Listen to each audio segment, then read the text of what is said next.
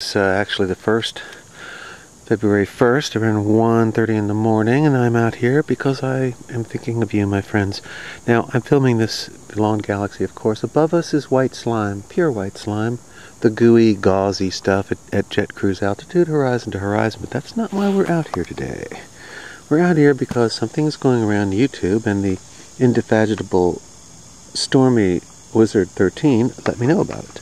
This has to do with, yes, of course, the burning snow, the weird snow, the fake snow, and we're going to take a little peek at this. What I'm actually doing is I have a protein container and a nice thermos. Let them cool. I'm going to take a nice sample and put it in the freezer. There's a candle. And we're going to take a sample of snow right there where there's a pretty nice amount of it left, shielded on the north side. Crunch, crunch. Here we see the samples have been taken from the snow. And what's the significance? I'm going to tell you.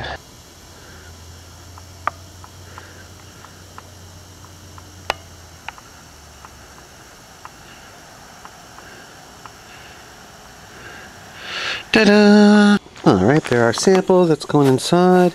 There's a flame. People are saying, melt the snow, see what happens. Everyone's doing it, and they're finding that it's very slow to melt. Sometimes it catches fire, which is not cool. But there are, good arguments that say, well, sublimation, it converts from solid to vapor without going through the liquid phase because of heat, and that's a well-known thing. That could very well be what most of it's going on. We're not even going to worry about melting it or what happens to it when you apply a flame.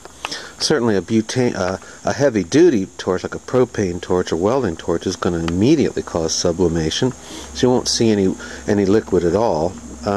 A lighter is very, inefficient, so it should produce a lot of moisture just because some sublimating, but a lot's subject to low temperature and uneven. But that's not our deal. What you're going to do, you're not going to take a lighter because it has butane and you might heat the plastic, whatever. You're going to use a scentless candle. This is the best way. I'm going to apply heat to it. Alright, we're going to apply heat to it. Then what you're going to do is you're going to smell it. And when you smell that super strong plastic smell, you're going to know something is horribly wrong. It's all over the place. I mean, it's strong enough to turn the stomach. Ugh. Okay, so that's your little test. It definitely has the stench of plastic. Can't be explained by the butane or by the plastic from the butane lighter when you use a scentless candle. You'll see. I think this could be where they made their big mistake. People all over are noticing this, and where did it come from? Well, it had to be sprayed. It didn't come from a power plant, The Chinese didn't do it, so nonetheless, enjoy. One other thing worthy of mention, that the snow is still, it's like sugar. It's been sitting out here for a week, and it has been below freezing for most of the time. But it's still like sugar. It's kind of weird, man. Something about its density isn't right. Alright, it's the first. Last night, our theme, the snow. See, now it's above freezing. But there's no runoff. The snow is not melting and causing any runoff. I have a slight downgrade here to make sure stuff runs off. This is nothing. See, it's melting, but there's barely any moisture whatsoever on the ground around it. It's as if there's a compound that's exceptionally good at holding and absorbing water, but there really isn't very much water involved here. The ground is not wet. See, it's not. I swept that away. The stuff was like dust. It was about 5 inches or so, but you could, to clear it, you didn't need a shovel. You just, like a broom. I mean, 5 inches is pretty fair amount. It's just like, it was like dust, and now the ground is dry. It's completely dry. Why am I laughing? That's crazy. All right.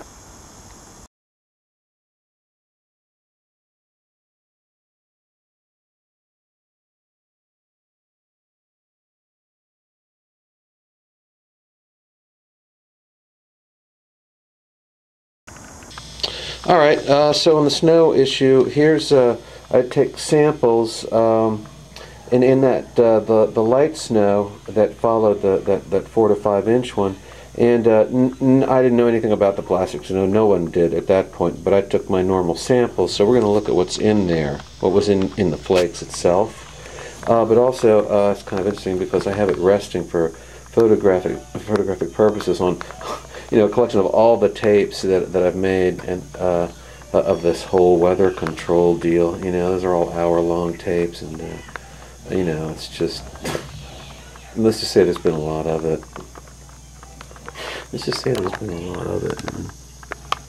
Okay, even with it closed, though, you can see how filthadelic it is. So, of course, it's open, so it accumulated on the inside of both sides. Remember that line when the Nazis opened the Ark? It's beautiful! And then their heads melt. Macro.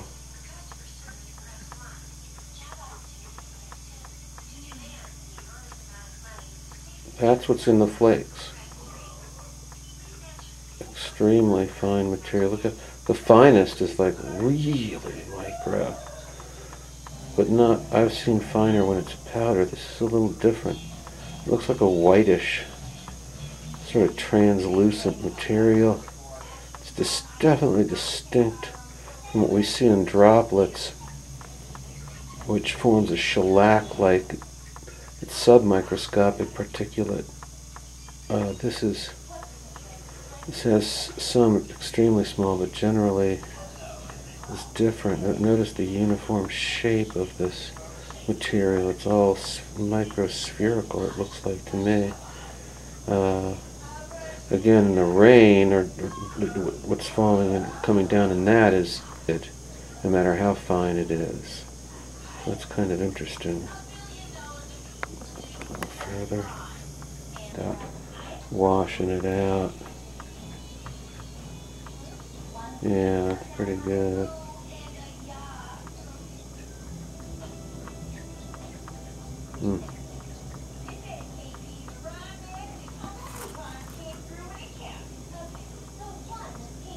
Amazing, looks like a star field. Wow, that is weird. Excuse me, I'm hand holding this.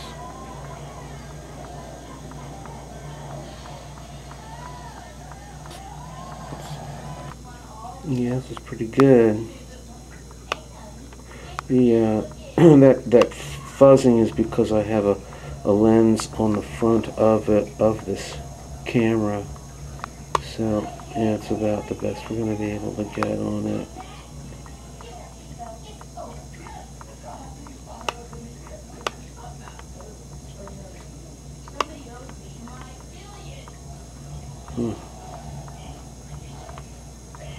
Alright, so that's basically what's in every flake. This is what's left.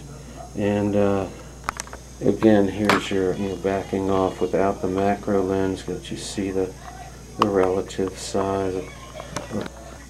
Okay, here's the other one. It looks maybe even worse.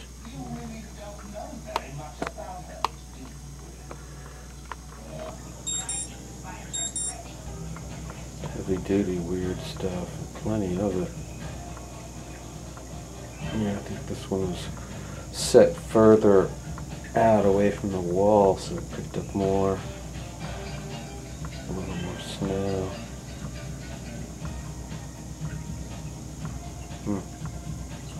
Unbelievable. No wonder it smells like burnt plastic. Alright, that's a lot. And that was a very light amount of snow. It was less than 1/3 of an inch. Stick snow. Yeah, what's in it? This is actually much of what I've collected. Those are all rain samples that go back a couple of years now. That's actually liquid from the earliest samples I've still retained.